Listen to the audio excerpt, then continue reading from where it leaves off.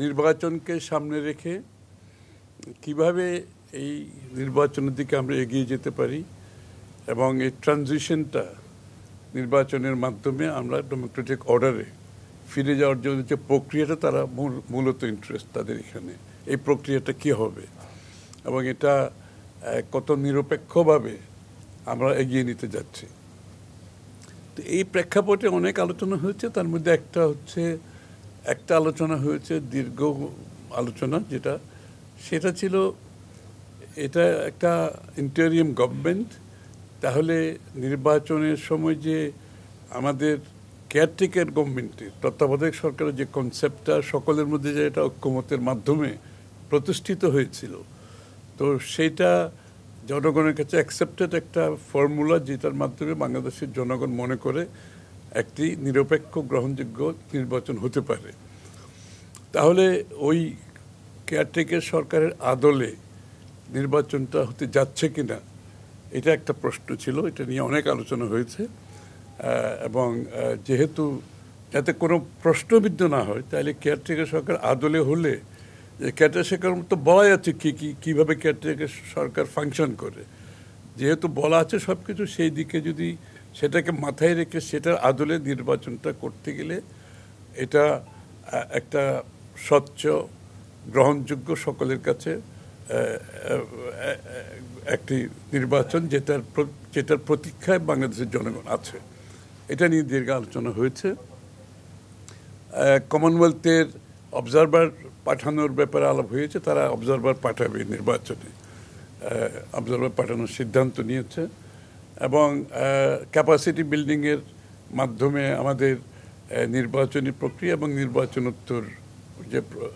গণতান্ত্রিক উত্তরণে প্রাতিষ্ঠানিক রূপ দেওয়ার ব্যাপারে যে ক্যাপাসিটি বিল্ডিং, সেখানে কমনওয়েলথের চিন্তা ভাবনা নিয়ে আমরা আলোচনা করেছি। ট্রানজিশনটা কত গ্রহণযোগ্য কিভাবে, এটা তো সবার একটা ধারণা যে নির্বাচনটা সঠিকভাবে হচ্ছে কি না, এটার একটা স্বচ্ছতা থাকতে হবে। তো এটার এখানে ল অ্যান্ড অর্ডারের বিষয় আছে, নির্বাচন প্রক্রিয়াটা যে স্বচ্ছতা আছে কি না, এটা নিয়ে যাতে কোনো প্রশ্ন উঠে কি না, এটা তো সকলের মনে এই প্রশ্নটা জেগেছে। এটার উপর স্বাভাবিকভাবে তত্ত্বাবধায়ক সরকারের বিষয়টা এসেছে এবং আলোচিত হয়েছে। আরেকটা হচ্ছে যে আমাদের কি বলে চার্টার, আমাদের জুলাই চার্টার যে সনদের ব্যাপারে জিজ্ঞেস করা হয়েছে, এটা কিভাবে কার্যকর হবে।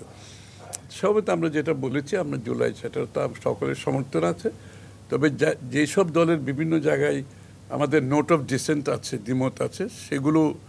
এখানে তাদের ওয়েবসাইটে থাকবে এবং জনগণ জানবে। এবং যারাই ম্যান্ডেট নিয়ে আসবে আগামী সংসদে, তারা তাদের যেখানে যে জায়গাগুলোতে ঐক্যমত হয়েছে সেটা তো বাস্তবায়ন করবেই, আর তার বাইরে যেখানে নোট অফ ডিসেন্ট আছে, সেটা যে দল ক্ষমতায় আসবে তারা তাদের মতো করে এটা বাস্তবায়ন করবে। নির্বাচনকালীন সময়ে আইন শৃঙ্খলার ব্যাপারে আলোচনা হয়েছে এবং সেটা একটা বিষয় তারা চাচ্ছে এবং সার্বিকভাবে নির্বাচন কমিশনের ভূমিকাটা নিয়েও আলোচনা হয়েছে। যে আমরা বলেছি নির্বাচন কমিশন অ্যাকচুয়ালি নির্বাচনের সময় নির্বাচন সংশ্লিষ্ট যত বিষয় থাকে, নির্বাচন কমিশনের বাইরে কোনো সিদ্ধান্ত হওয়ার কোনো সুযোগ নাই এবং সেটা আবারও ওই যে কেয়ারটেকার গভর্নমেন্টের আদলে যদি হতে যায়, যেটা ডে টু ডে কাজগুলো করবে সরকার, এবং নির্বাচন কমিশনের প্রস্তুত পক্ষে তাদের নির্বাচনের সাথে সংশ্লিষ্ট যত সিদ্ধান্ত হবে সবগুলো নির্বাচন কমিশনের আওতার মধ্যে থাকতে হবে, তাদের মতামতের পরিপ্রেক্ষিতে হবে, তাদের সিদ্ধান্তের পরিপ্রেক্ষিতে হবে। বার্তা তো সোজা, যে গণতন্ত্রের জন্য আমরা লড়াই করেছি, গত 15-16 বছর বিএনপির নেতা কর্মীরা ত্যাগ স্বীকার করেছে, আমরা সেই পথে যেগুলোর জন্য আমরা লড়েছি, যেই বিষয়গুলোর জন্য, যেই ভ্যালুর জন্য, যে মূল্যবোধের জন্য, যে গণতান্ত্রিক রাজনৈতিক সাংবিধানিক অধিকারগুলো ফিরে পাওয়ার জন্য যে এত ত্যাগ স্বীকার করেছি, আমাদেরকে সকলকে সেটা মাথায় রাখতে হবে, নেতাকর্মীদেরকে সেটা অনুধাবন করতে হবে, ধারণ করতে হবে, আমাদের আগামীর কার্যক্রমে এটা প্রতিফলিত হবে, এই বিষয়গুলো উঠে আসছে।